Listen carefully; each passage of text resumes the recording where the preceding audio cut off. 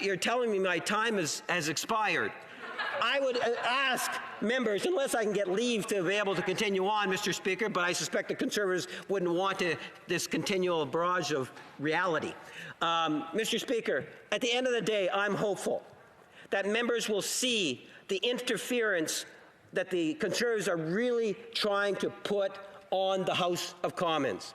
And that is having a negative impact on us being able to do what we need to do in regards to fighting the coronavirus, which is impacting every region of our country. That's what Canadians want us to be focused on, and that's what this government will continue to be focused on. Questions and comments. The honourable member for Regina Capel. Thank you very much, Mr. Speaker. And I always am pleased when the Parliamentary Secretary of the Government House Leader is giving speeches, because it offers me an opportunity to do penance and to offer up my suffering here in the hopes of reducing my time in whatever comes next. And so I'm glad that he took 20 minutes. I would have been happy to give him leave for more time, Mr. Speaker, to earn more time off of purgatory.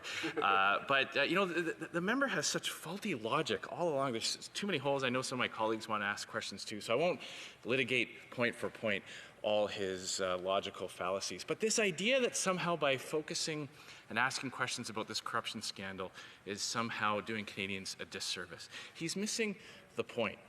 It's his party and his Prime Minister that used the pandemic to reward their friends, Mr. Speaker. It's his party that when Canadians were scared about their health and worried about their financial well-being, they took the time to stop and make sure that their friends were compensated, that they got a share of the big bucks that were rolling out of the Prime Minister's office, Mr. Speaker. That's what this investigation is about, holding a government accountable that would use a pandemic, an unprecedented time in Canadian history, to give themselves massive amounts of power and then pay off their well-connected friends. That's what this investigation is about. That's why Canadians deserve to get answers on the WE corruption scandal.